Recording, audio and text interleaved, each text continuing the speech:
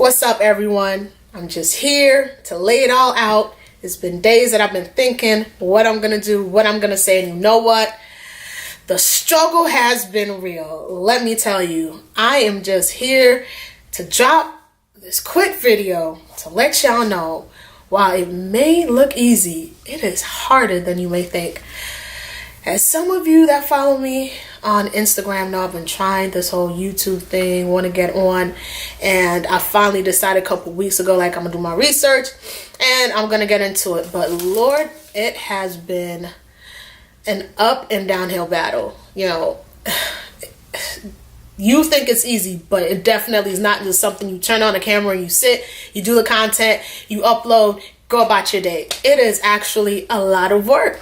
So I decided for my first video, I'm just going to do the struggles of getting started on YouTube. You see a lot of videos that tell you what to do, how to get started, but I don't think much people cover like the struggles that, you know, up and coming YouTubers or beauty influencers may experience. So I have a few things that I'm gonna go over so y'all kind of understand where we getting started. So eventually when we go to the end process, that, you know, you can understand, started from the bottom, now we're here. All right, so I'm gonna try to keep this short, but here goes. I'm gonna say at least 8 things. This is not 8 I'm putting up, but obviously you get it. 8 things that I've experienced, and this is from like the laundry list of run-ins. So day one that I decided, yo, let me get on YouTube. I actually have a Sony a6000. Prior, I had the Sony a5000, the one with the flip screen, but returned that to Best Buy because, you know, they're like, that's not good anymore, supposedly. So I went and got an a6000. The a6000, I've been using it to take pictures, photography, never really messed around with the camera. Nonetheless, I went and got an HDMI cable from Best Buy. I've been using it. That's how I've been able to take my photos. No problem.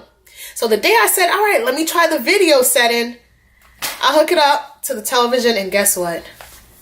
Nothing. Blank, not working. I'm like, oh my gosh, what's going on? Ran into Best Buy same day. The camera person, she was able to test it out with one of the display TVs there. Same thing. Come to find out, the HDMI cable was bad. So that's the first thing I had to get fixed, was to exchange. Mind you, the cable has been working all this time up until that day I decided, let me try the video. The second thing that we ran into was brainstorming. We sat and did 6 hours, 6, I'm talking about like 6, a little bit over, of just recording. And when we were finishing cutting and looking at it, it was like, nah, that's not good enough. I'm looking this way, I'm looking that way, not looking at the camera, the color, the lighting, everything. So we had to scrap that. So the third problem that we ran into was that the software was not working. The Sony, I think it's like the Play Memory software, which is the basic software that comes with the install with the camera. So we downloaded that. For some reason, it was giving me an error saying that camera could not be authenticated. Contacted Sony, 2+ hours on online support. They logged in. We tried to do like some permission thing with my MacBook Air, and eventually we got it running, but guess what? It's still doing the same thing, so skip that. So the next day I actually contacted Sony support because this is kind of like 4th and 5th issue was that the live. I wanted to be able to see what I was filming. And I was finally told there's no software, you have to download something third party. So long story short, I just went ahead and hooked up the HDMI cable, actually took one of my televisions off the stand, put it where I could see it, and connected, and that's my monitor now. I'm not going to go out and spend and get an external monitor until probably later down when everything's good. Another issue, of course, was my software, my editing software. So I learned with editing, for one, I was recording not in movie mode. I was recording just in like the regular auto programming on the Sony camera, and that was not giving me like the clear cut videos that I know the camera's potential, you know, that it could potentially do. So in the midst of Googling and, you know, researching, I realized I was using the wrong setting. Not only the wrong setting, iMovie also was like compressing the videos, of course.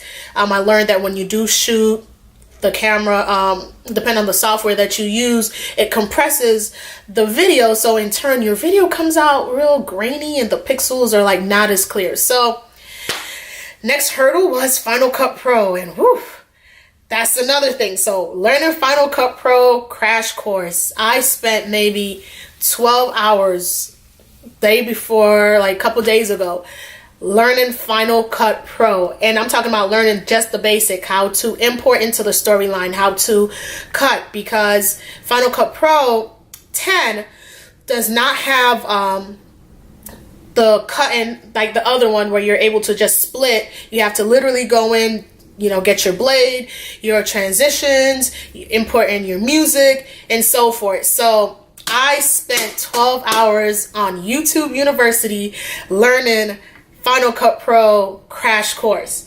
After learning that, then I'm like, all right, I got this, right? Finally, we go ahead and all right, yesterday I'm like, okay, I'm gonna edit one video that I recorded. So I recorded a makeup video. Finally went ahead and decided, all right, I'm gonna upload it, try to, you know, cut it, put it on the storyline. Put it on the storyline, everything loaded into Final Cut Pro. I shut the camera off finally, thinking, all right, you know, I've uploaded the file correctly. Mind you, I've been cutting for like 3 hours. Finally shut the camera off, and I saw nothing but red on my storyboard. Camera, I think it said like camera not on, camera not, all through the story that I just sat 3 hours working on. I wanted to shed a tear. Shed a tear. So I realized that you have to upload, make sure that Final Cut Pro tells you that the file has been imported properly before you move on to your project, or you're gonna sit there working on it thinking it's all loaded and shut it off, and that's the problem. But above everything that I've listed, the main issue that I had to experience while brainstorming, recording, with technology, just going back and forth, was she's coming up, guys. All right, so the last little issue that I ran into. Here she comes. Natalia! Yes? Come here. Come here. The last little issue. This little princess here. Say hi. Hi. When that little hit to record, prior to recording, be quiet. We're gonna be silent. She's fed, everything's good, her TV's on. I hit the record button and she runs up. And what do you say when you run up to mommy? Where's baby Taya? Come in. I don't say Natalia, come in. What else do you say when I'm recording? Oh, you press the button. Yes, and don't I tell you to shh? Yes. Well, do you shh? Yes.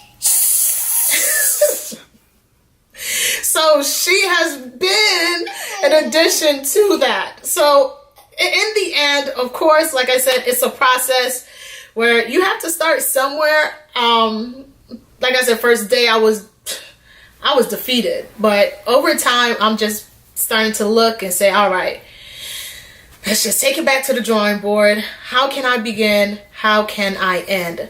And yeah, so when you say, oh my gosh, why she hasn't posted a video, now you know. I'm still going through the growing pains of learning and you know, understanding things as I go along. So the makeup tutorial, which is like my everyday look, I recorded it yesterday. That will probably be a voiceover because the audio on that is not happening. And that will be up amongst other video. What? Oh yeah, shout out to the my director, Anaya, in the back, you know. What are you doing? Stop. Stop it. My little director in the back, she's like my camera girl right about now. So stay tuned, and I hope to see you in the future. Oh yeah, don't forget to subscribe because more is definitely set to come. Say bye. Bye.